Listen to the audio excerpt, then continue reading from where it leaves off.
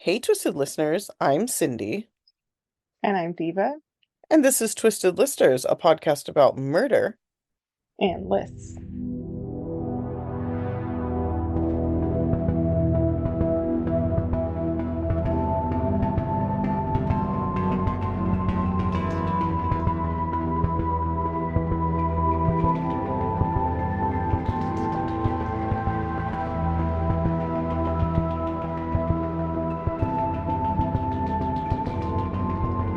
And this is part one of a very February topic, unrequited love Mm-hmm. murders. It's, I thought you said, huh? And I was like, what do you mean, huh? But you said, uh-huh. Huh? Yeah. Uh-huh. This is a really fun topic in that it's fucking horrible and it makes me want to scream and rip all of my hair out. How dare people kill other people because they don't want to be with them? Like that shit is so wild. I feel like there are it's like two different sides of the same coin. People who kill people when they want to break up with them, like, oh, I don't want to be with my wife Mm-hmm. anymore. I'll just kill her instead of Yes. divorcing her. Yes. And then people who are like, oh, that person doesn't want to be with me, so I'm going to kill them. And to all people who have done Yes. that, I say to you, what the fuck is wrong with you? Like, who do you think you are? Who do you think you are? Yeah. Yeah. This is, I think, of like the pie chart of murder motives of reasons. This is like a very large one. It's like between this and money, but there's Yeah. like breakup murders. There's so many ways you can slice. Like, I don't want this person to, be allowed to have not be into me is like a huge reason for men, especially to kill. Although I put one case of a woman killing with this motive in there, so that was interesting. But um, Yeah, this I think it's is a a lot. It's a lot of men. yeah, because I think it comes from a place of entitlement that only Yes. traditionally has Yes. existed for men in our society, you know? Um, Yes. so interesting to kind of look into how this all plays out and how most of the stories are dudes, straight up. Yeah. So yeah. Anything to talk about? Oh, um, the guy who killed Kaylin Gillis, the one I did recently, where she was shot in his driveway. He was Oh found yeah. he was found guilty on all charges. So second degree murder, tampering with evidence, Wow. Nice. and one reckless endangerment. So all three of those things he was found guilty of, and they have not sentenced him yet. I think they're going to sentence him in March. But yeah, very, very exciting. He was actually found guilty. I was concerned, but I think her dad having been a cop helped. I think that, her being a pretty white blonde helped. I just feel like justice might actually be served in this case. So I wanted to call that out because that's a case update that I promised I would give. Um, anything else to talk about? No, that's about it. I am just gonna try to stop yawning. I'm so tired. I I'm not the know it's peppiest really podcast hard. host tonight, but that's okay. Whew. No, me either. I was just telling Diva that today Rory looked at me. So I don't know if everybody knows, but my boss is on maternity leave, just like Diva is. Everybody decided to have a baby at the Mm-hmm. exact same time. Yeah. And um, so I've been kind of taking over, definitely not doing like the bulk of her job, but like all of the sales and definitely a lot more work. And he looked at me today and he said, all you do anymore, well, he said, I hope are paying you a lot more right now. He's like, all you do anymore is work. He's like, you're just always working. I'm like, dude, I fucking know. Like, I am so tired. And I started getting like ocular migraines because I was so stressed out from like the amount of work that I was doing. Um, so yeah, I'm not quite halfway through her maternity leave. I try not to think about it, but I think you and I are both beat the fuck up for very different reasons, but e equally fucked up, I think. Yes. Yeah. Yeah, definitely. It's just like, baby times and work times, and soon I'll have baby and work. Oh yeah, get ready for that But, fun. That's a full whole force. new, Yeah. yeah, it's a whole new Ooh, level. Yeah. yeah. But anyway, we Um, also have murder times, right? So, yeah, let's do it. all right, so I chose, so you get to go first. Yes. So, I'm gonna stick with the international theme that we did from last week. I love when we do that, when it This like crosses over. That makes me, overlap. I love it. Yeah. Yeah. And we're gonna travel to Australia, to the year of 2010. Hmm. We're going to talk about, I guess, what is in some circles called the Kapunda triple murder, because that's where it takes place in a Okay. very Australian sounding city, little small rural town of Kapunda in South Australia. That does sound very, yeah, very much, yeah. Yes, it does. Hmm. Um, so Rose and Andrew Rowe and daughter 16-year-old Chantel are I had no lead up when I wrote this. Are they're found dead in their home. I didn't really write down what like triggers police to come check on them, but basically they do, and they're found to be deceased. And I'll talk about how in just a second. Hmm. They had a son who was away on vacation on the Gold Coast, and I'm Christopher, and I know that he was like posting saying, "Can someone check on my parents?" Because the news was starting to break that they already had been found. So that's not what got them like checked on. Okay, but he wasn't sure who it was that had been found, but he had a sneaking Hmm. suspicion it was his Yeah, family. Maybe he tried to yeah, call yeah. them or something and they like weren't So answering. Yeah. yes, so this is big news in Little Kapunda. The two parents, Rose, who's short for Rosemary, Hmm. and Andrew had a prolonged struggle with their killer across the entire house. Oof. Chantel had been stabbed 33 times. Whoa, that's the 16-year-old Um, year old daughter. hmm Mm. She had also been sexually assaulted. Ew. hmm Andrew had been stabbed 29, and Rose had been stabbed 50 times. So between them all, it's like 100 stabs. Wow, that's crazy. Yeah, over That's a 100. lot. Yeah. And both parents had been attacked so brutally that the part of the knife was lodged and broken off in each of their skulls. Holy shit. So this person is in like a big rage, like big time rage. Yes. Yes. Ugh, Um, no good. at the scene, or wait, they also could tell that Roe was stabbed in the back as she crawled away from her killer, Wow. crawling. Oh God, that's fucked up. That's really fucked up. Yeah. Yeah. They found tons of fingerprints at the scene, footprints as well, and blood. So there's like evidence on evidence. They also had genetic, Hmm. evidence, semen, as part of Chantel's, on Chantel. Yeah. So it's clear, obviously, that she was the target, right? Or kind of Hmm. a huge part of this attack. Um, yeah. Police figure out that the last night the family was alive. The parents went out to a party in a nearby town, and Chantal had a few friends over, and it's described as a party by some, but it's really not. It's just friends watching movies and like eating snacks. Like it's Hmm. very chill. Yeah. My kind of party. Yeah, I love that. um, yeah. And it's very tame because there's no like drugs or, it's very mild. Hmm. None of these friends are suspects and they're all very cooperative. Chantel's boyfriend, Dylan, who she had a great relationship with by all accounts, is Hmm. also quickly eliminated as a suspect. So you'd think, oh, boyfriend, but no. Oh, Dylan okay. is solid. Okay. Yeah. Good. Good. Her friends also, the friends that were there, basically are all interviewed, and they all kind of mention this guy, Jason Downie. He was 18, so a little bit older than Hmm. Chantal, or than the group. He had originally immigrated from Scotland with his mom 6 years earlier. And Jason, when police bring him in, yeah, so he had suspiciously said a couple of things. He suspiciously gives his alibi really quickly before they can ask him for one. They're like, Hmm. "Oh, that's interesting that you're trying to clear yourself like right away." Um, Yeah. he also has really bad like cuts on his hands. You can see pictures of them, and they're like bad. It's like gashes. Hmm. And they're like, "What's with all the cuts on your hands?" And he gives them various dumb stories about how they got there. He says it's a bike Hmm. crash, and then he's like, "Oh no, sorry, it was a motorcycle crash, not a bike crash." So he kind of changes that a few times.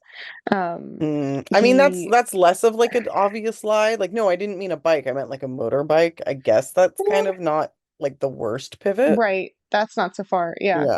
Yeah. Um, They also find it suspicious how he talks resentfully in their first interview about how he wasn't invited to the quote unquote party that night with Chantel and the friends. So he's like, bitter about it. He's already Um, mad. Yeah. and he Hmm. expresses anger that he doesn't have a girlfriend, which it's like, ooh, it's giving incel, right? Yeah. Um, hmm Hmm. uh, he volunteers, however, Jason does his fingerprints and DNA for testing, and it seems cooperative. So they're like, okay. Hmm. Um, when they run Jason's DNA through the system, it's a match Hmm. for the DNA at the scene. Not a Yeah. lot of mystery Weird. here, not a lot of intrigue. Yeah. He is arrested and brought in for questioning yet again, and they're just like gonna follow up to be like, "Hey, what's up with the DNA?" Right? Right. He said, and this you'll like this. He said that he drove by that the family home or Chantel's house, Hmm. and as he's driving, I guess, noticed blood on the walls inside, He's got and eagle so eye, huh? Like eagle eyes, really yeah. good vision. And so then he runs inside to find them dead. The parents dead first. Then he Hmm. says he saw Chantel, just her feet under the bed. And so he pulls her out. He says she was still alive and he put her in her bed. And then he says, quote, she had cuts everywhere. She said, help. And she died in my arms. Oh, he's Quote. such a hero. Yeah. So I'm that's what he sorry. says happened. That's why his DNA was there, because he was just there to like cradle her as she died Right. poetically, right? Right. And then he says there was also a real killer who he saw in the area that he thinks was the real killer. Is a guy in quote unquote dark clothing with a green shopping bag, which that's, immediately see that and you're like, shopping bag? That's a killer, right? Yeah, that's their Um, little, that's him. bring along kill kit. Yeah. Um, so yeah. So basically that is his story. And they're like, Hmm. okay, but the semen though, right? Right. Uh, Like, how did so that like happen? Like, what mhm, exactly, like, how did that come into play, buddy? How are you gonna explain that away? Like, yes. Jesus. So later, detectives also find footage of Jason very conspicuously going to the memorial that was kind of an impromptu memorial in the Mm, back fence of the house, on the outside of the house, well, kind of thing with like cards and flowers, right, set up by the community. right. um, he very had a camera like pointing at it, and clearly when they were filming the memorial, I'm not sure if it was all the time, but Hmm. when they were during a time when they were filming it, he made sure to go up and spend a lot of time like looking contemplative, right? Hmm. And he dropped off a teddy bear and a card with a note for Chantel that read, quote, may you always be remembered and never forgotten. You will be missed by everyone. Hmm. Ew, what um the fuck? Also, I'll mention this one more time, but Jason's handwriting is really weird. It's just for an 18-year-old. I don't want to be too like what's it called, like gender normative or whatever, but I'm sorry, like for an 18-year-old Hmm. boy, it is a extremely 8-year-old girl handwriting. Oh my It's just strange to me. It's strange to me. No, I know what Like you it's like mean. Yeah. I always it say that I is. have like dude writing because my handwriting is super fucking chicken Mm. scratchy and like there's no like if I try But really this is hard I like can make it bubbly, but it's really not. Like this is like bubbly curly cues. You'd expect there to be hearts for eyes, right, right. Like it's really little girl handwriting. Just wanted to say that. He also one detective actually commented on it too and said it was a sign of his immaturity. And I'm like, I don't know that it's immaturity because it is like very Uh legible. It's just very yeah. surprising for who he is. No, I could see how they're Um, saying he's like I can't think of the word right now, but like he's like infantilizing kind of. He's yeah, I like could see that. himself in a weird way. I don't even know how to Yeah, explain it, but you know what I'm saying? yeah. Yeah. Anyway.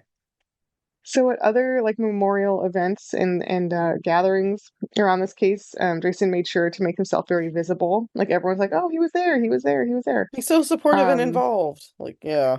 so concerned, right? Right. Um, so Jason pled guilty actually eventually, but here's the catch. They say his official story, his lawyers that they'll present at trial, is that he just went there to confront.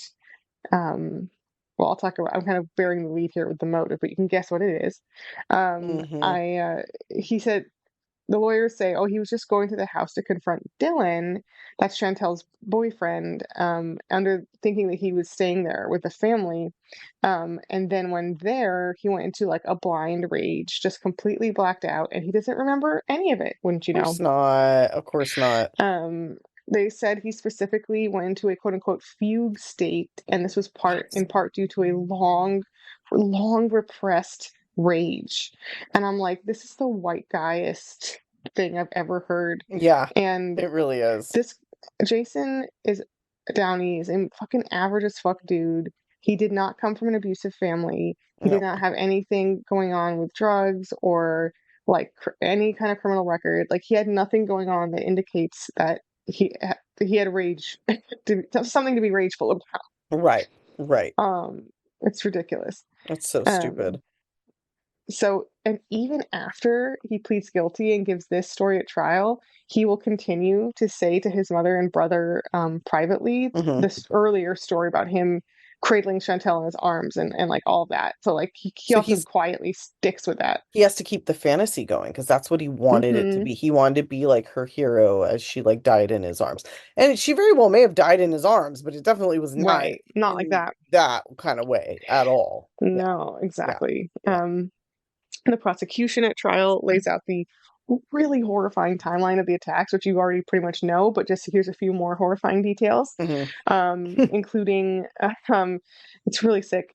The fact that Jason killed the parents first and then Chantel, so that she basically heard her parents' really violent, drawn out murders, and she was actually hiding under her bed Oh when no.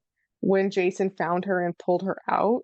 That's So it's fucked. like that's like a movie thing, like to be so scared that you're hiding under your bed and you see the killer's like feet walk up, right? Yeah. Yeah. That's such a cinematic like horror movie moment, and it's yeah, I can't imagine. And the fact that he repeats that, he says, "I saw her under the bed and pulled her out."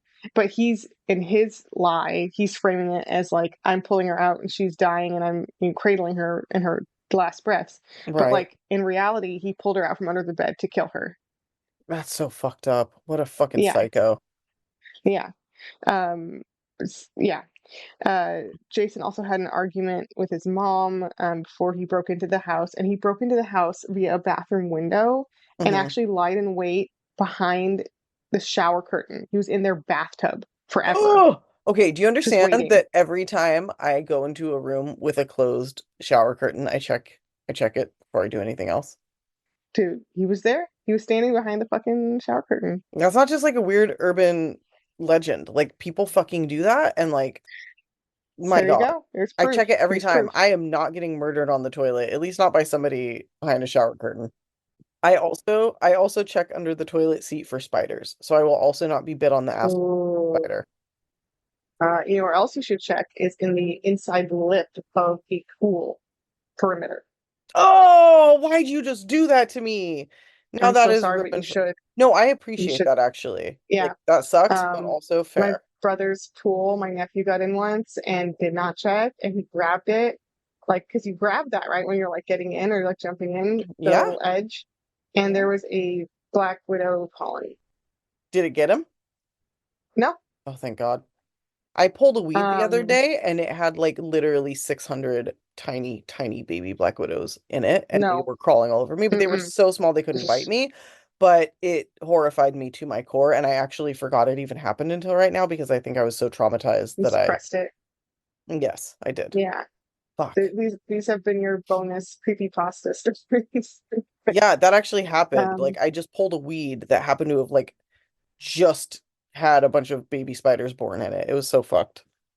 I always check the my car backseat too. Like I always have like a solid like 10 seconds where I look and I'm like, okay, Oh, dude, no I one's have a in here. minivan. Like I definitely do No one's that in because here. like I'm Oh, gonna have like a whole family of fucking serial killers hiding in my car. Like, yeah. or like a possum, you know. Oh, yeah, that's true, I guess.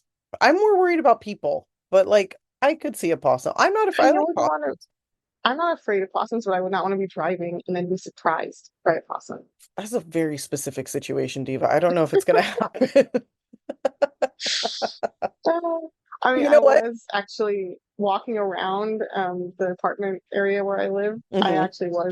We were surprised by a possum. Okay, but that's out in the wild. I was gonna say the fact that you check for possums just ensures it won't happen.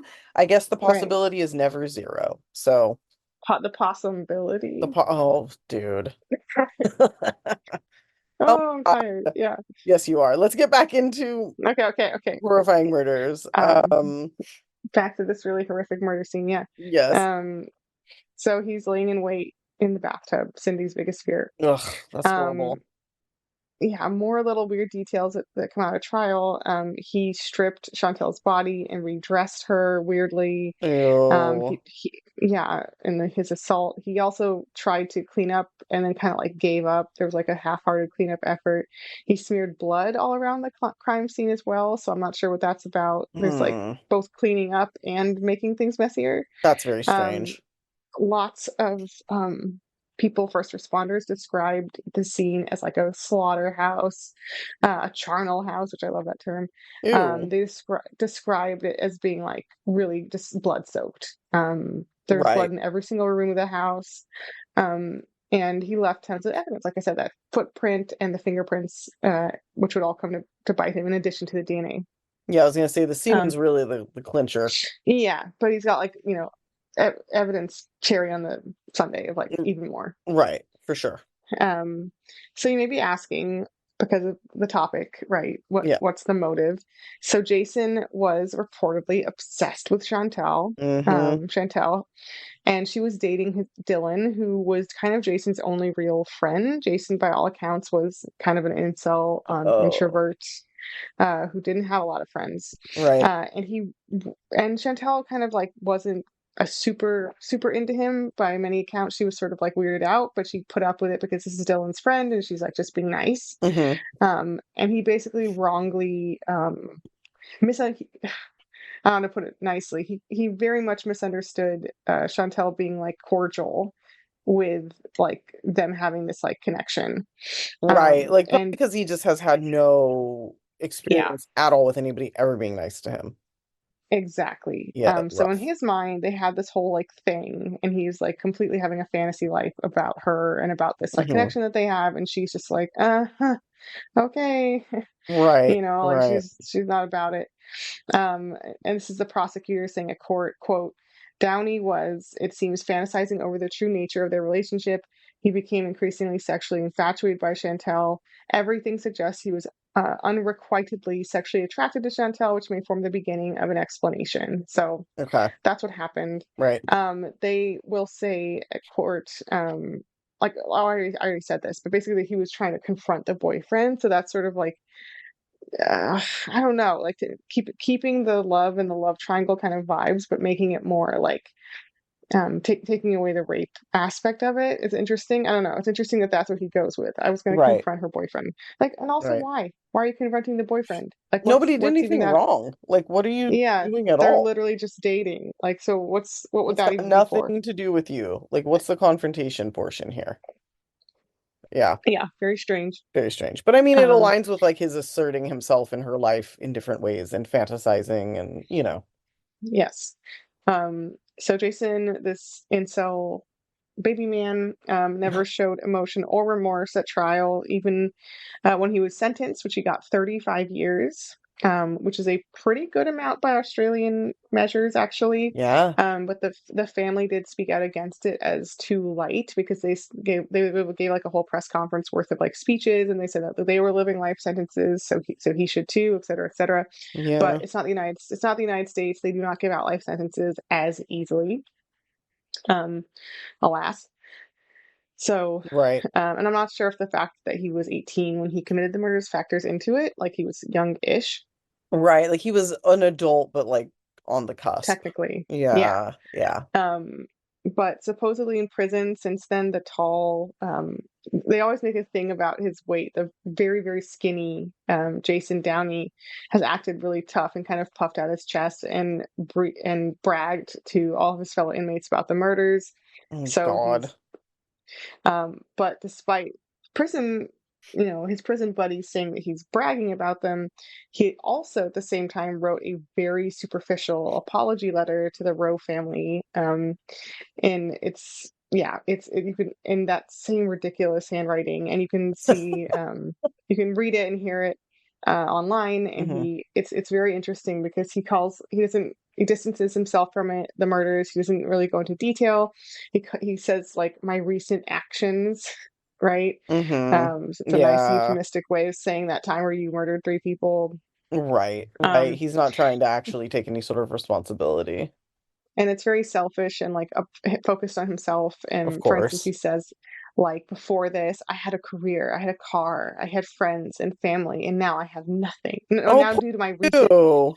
now due to my recent actions, I have nothing. And it's like, okay, well, you technically have your life. So that's You like know, one level above, like saying like due to unforeseen circumstances. You know what I mean? Like he's like doing everything he can to like not yeah, ownership of fucking murdering a 16-year-old and like raping her. Like what the fuck? yeah, it's really ridiculous. And it's like, dude, yeah, and to be like, I had a car. Like, why are you including your possessions? Because he And you doesn't don't know have how to be a nothing. real human. Like he can't, he's mimicking, Yeah, you know, he's doing the best he exactly. can Yeah. to mimic. He's not doing Chantel Chantel has nothing. Like she's dead. You have something, you're alive. right, Like, right. you know. 100%. But yeah, Yeah. he seems very narcissistic and incelly and kind of just a classic dude. And I feel like am I insane, or didn't you do an American case or some other case where there was a dude killing a girl and her whole family because she wasn't into him? Like, haven't we covered a I case feel that's like we did. Yeah. a Yeah. carbon copy of this case? I can't remember, but yeah. I can't remember It, exactly, but I do know there was one. there For was sure. one, right? In so many cases, dude, it's hard. But yeah, Yeah. definitely. Definitely. Yeah. Ew. Well, this guy's a dickhead. The fact that he killed like her parents too, that's a lot. Also, I had to yawn. Yeah. I'm sorry. I'm sorry. No, It's 8:30 p.m., you guys. We should be in bed. I know. Yeah, it's very late. It is. All right. Well, mine's gonna be faster than yours, I hate to say, or I'm happy to say, I don't Okay. know. Um, this is a pretty cut and dry case. I'm going to talk about Riley Whitelaw. This takes place in June 20, what year is it? 21 or 22? It's weird when it's weird when it's a new year because when you go like, "Oh, it was a year ago." You're like, "Well, wait, what does that mean?" Was it 2021? Was it 2022? So this is actually, I just looked it up. It's 2022. So this takes place Okay. in Colorado Springs, Colorado in 2022. And Colorado Springs Walgreens manager Justin Zunino goes into the break room, and inside this room, he finds a horrific scene. He finds blood all over everywhere, the walls, the tables, boxes, everything in this room, and he sees a body on the floor. Now, he runs out of the room and immediately calls police and tells them that he found a body. While police are on their way, Justin apparently begins reviewing security footage because they have security footage for the employee break room because employees can't have privacy anywhere. But it's also Oh kind of my good. gosh. Yeah, but it's good Yeah. in this case. Meanwhile, the co manager or assistant manager, Crystal Ishmael, is also on site and comes and kind of sees what's going on and is horrified. So the two of them are waiting for police, and when police arrive, they find the body of 17-year-old Riley Whitelaw dead in the break room. Now, very quickly, police put together who they think the killer is. And this is where I'm going to kind of jump back a little bit. So, Riley Whitelaw was a really, sweet girl. Um, she was like kind of a goth, which I love. And Nice. yeah, she was a goth for sure. Not kind of, like she was gothy. She had like Love it. the different color hair. She definitely had like the newer version of like the emo haircut, the like kind of over the front, the bangs like over your eyes kind of thing, and But she was super, super cute. She was really close with her mom. She had a lot of friends. She was really close, with her boyfriend. She was just like a really like nice. She was a goth, but she was a good girl. She was like Yeah. liked the goth look, but wore like black chokers and liked to have like dark cat eyeliner. But she's like she was like a good person and like A good goth. a good goth. Yeah, she was Glinda the good goth. Yeah. Oh, Yeah, but so she was super, super cute. She was really into like theater. No, I don't know if it was theater, but like performing and dance and just super artistic. She was really into art. I don't know what the color guard is because I dropped out of high school, but she was part of the color guard for her high school, which I guess is like a thing. it's where That they you, spin the flags. Yeah. oh, you spin flags? Yeah, I've it's cool. never seen that. It's part of marching band, but they like they're part of the marching like a retinue or whatever, and they spin those Oh. wooden rifles and they spin flags. Awesome. Okay, so it was dance that she was into. I wasn't really making that up. And yeah, so she was in the, It's kind of dance and marching. yeah, I get it. Okay, that makes sense. So Mm. she was in the color guard. So she was definitely like active in her school and just, a really cool girl. She'd been petitioning her mom for a very long time to let her get a tattoo, which apparently in Colorado, if you're under 18 but you have your parents' permission, you can get a tattoo. That is not like California, you have to be 18. It doesn't matter who says you're allowed to do it. Like they can't fucking do it. Or at least when I was 18, they couldn't. But anyway, she, kept asking her mom, kept asking her mom. Her mom said no, no, no, no. Finally, Riley created a PowerPoint presentation as to why they should get matching tattoos. And her mom was so impressed that she finally relented. And in December 2021, they got matching tattoos. And it's like a bodice, like it's like arms and shoulders hugging of a person hugging themselves. But instead of their head, it's like a bunch of flowers and plants like growing. And it says, love yourself forever. And it's like they had Well, matching tattoos. It's really sweet and it's a really good sentiment. And it's nice that like Riley had such positivity, like she had like a good self outlook or whatever I'm trying to say. yeah, Words. for sure. She loved herself, which is a pretty rare thing, I It's think, for like great. 16 and 17-year-olds. Well, girls especially. Girls especially, yeah. So Yeah, yeah. so about a year prior to getting the tattoo in December 2020, I believe, she started working at this Walgreens in Colorado Springs. So she'd been there about a year and a half when June of 2022 rolls around, which is the kind of the time we're going to be talking about. And during this time, she had um had a little bit of an issue with a guy named Joshua Johnson. Now, when she started working there, she was 16 and he was, I think, 27. And pretty quickly, he made comments to her that made her feel really awkward and uncomfortable. He made some sort of sexual comment about her wanting to be dominated sexually. And she did not confront him, which is smart. Instead, she went to her manager, Justin Zanino, and told him what happened and said, this is making me uncomfortable. I don't want to work with him anymore. So Justin did not Yeah. fire Joshua. He put her on different shifts, so they never worked together. And he told Joshua, you need to leave her alone. If this ever happens again, there will be consequences.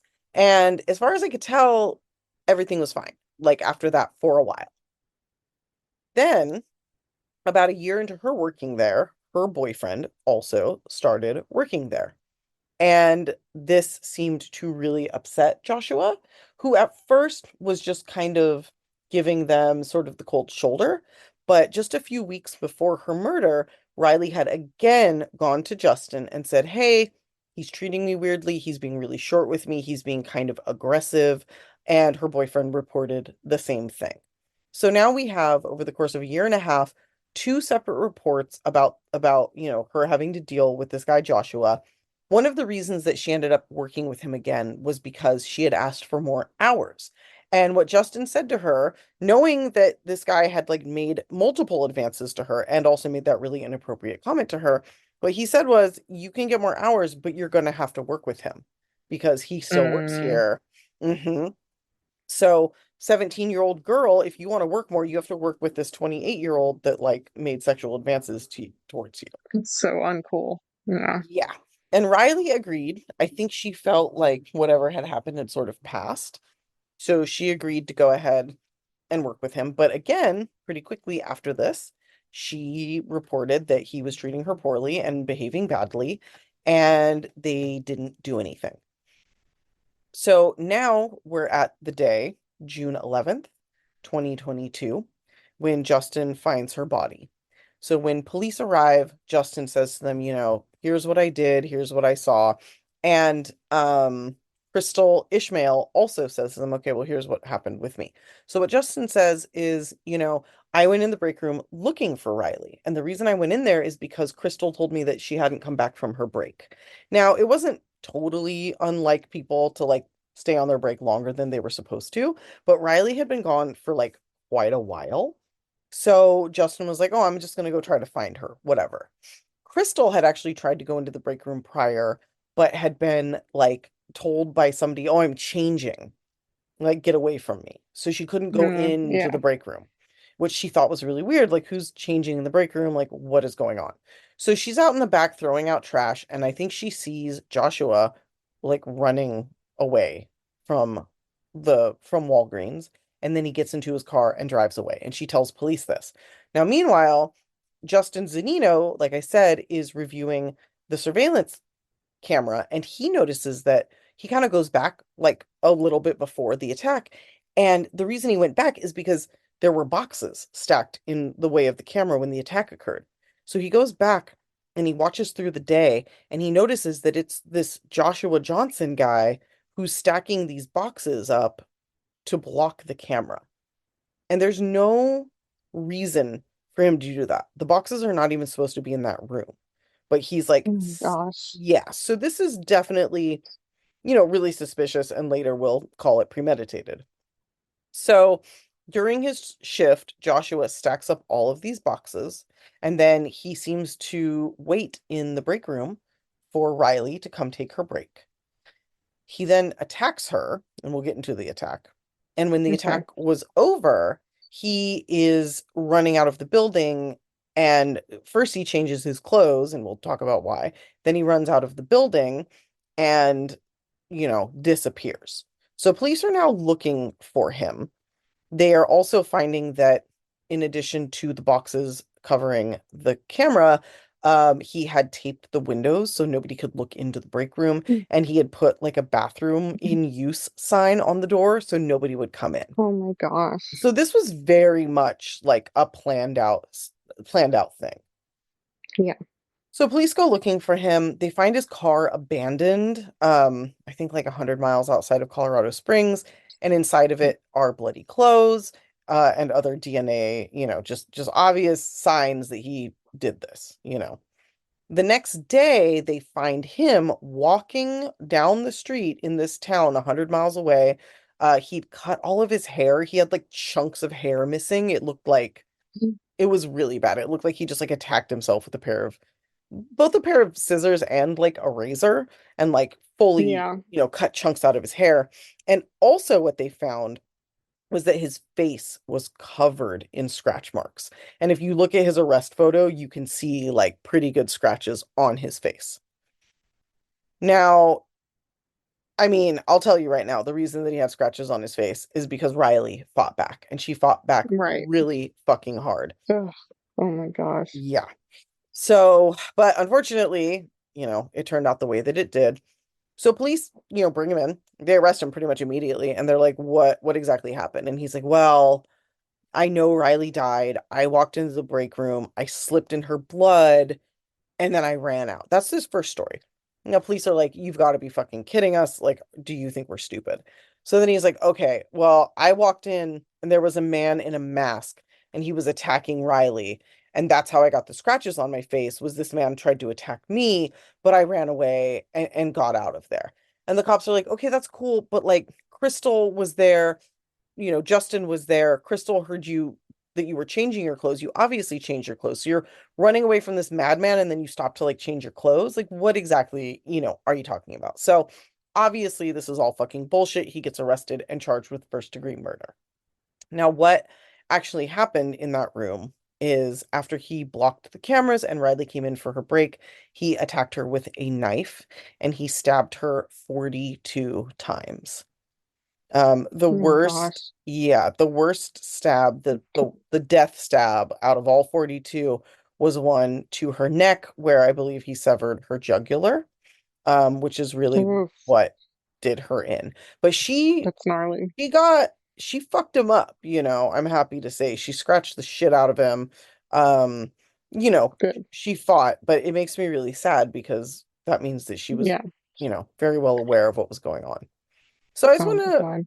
reiterate that this 28-year-old man, who was 28 at the time he killed her, had repeatedly harassed this 16 and then 17-year-old girl. He was never moved to a different store. He was never put on any sort of like official probation or watch list or fired or suspended. Nothing fucking happened. Walgreens corporate was not even notified. Like the manager just didn't even fucking, Wow. escalate it. And as a result, he brutally fucking murdered her just because she wouldn't fucking date him. And it's so fucking sad, and horrible, and it makes me really angry. So in June, no, I'm sorry, the next year he was found guilty in 2023. And at the sentencing, Riley's family, her mother, her cousin, other family members and friends came together and they took a vase or a bag and they each took a handful of purple stones and filled the bag with 42, one for each stab wound, which is fucked. But what they said is we want to fill it with kindness and we want to talk about what a great person she was. So the people who came up and gave impact statements definitely said, you're a monster, you're fucking a terrible person. But for the most part, they came forward and said, we were so lucky to have Riley in our life. She was so creative. She was so full of love. She'd want us to focus on that. But in any case, he was found guilty of murder despite like denying it. Like, how are you going to deny this dude? Also, she had his DNA under her fingernails because she scratched the fuck out of him. So, I Yeah. mean, her bloody clothes with her blood on them in his car, her, his DNA under her fingernails. It's a fucking slam dunk. So he was found guilty and he was actually sentenced to life in prison without the possibility of parole. And he has been in prison since he was arrested. When he was sentenced, he was 29 years old. And that is the end of that very short, very fucked up fucking tale. Wow. At fucking Walgreens, Yeah, man. they didn't Jesus. do anything. Do anything. She actually called him like pedo Josh, said he was gross, said he was unprofessional, asked a Mm, bunch of times for help and nobody fucking helped her. And here's what I have to say about that. Because you might want to go, okay, well, Walgreens isn't responsible because nobody told corporate. Walgreens hires the type of people that make these decisions because they are hiring mm, people they can pay as little as possible to do as much as possible. So when you hire like this kid Justin, I think he's like barely in his 20s as well, and he's the manager of Walgreens. Like, you know what I'm saying? Like yeah. the assistant manager, Crystal, this motherfucker tried to say Joshua Johnson tried to say that he was in a relationship with her and that's why he shouldn't be a suspect in the murder because he was over Riley and was dating this other manager. So these are all like young people. They're all like peers, and it just to me it's like this is why you have to pay people a decent fucking wage and get an adult to come in and do these fucking supervisory roles. Because when you have younger people doing them, these are the kinds of decisions that get made and the kinds of things that happen. I don't know. Maybe I'm on a tangent. Maybe I'm being crazy. This is why the paintings were stolen from the Isabel Stewart Gardner Museum, Cindy. Really? Because, well, because they got dumbass teenagers who should not have been, security guards at a museum.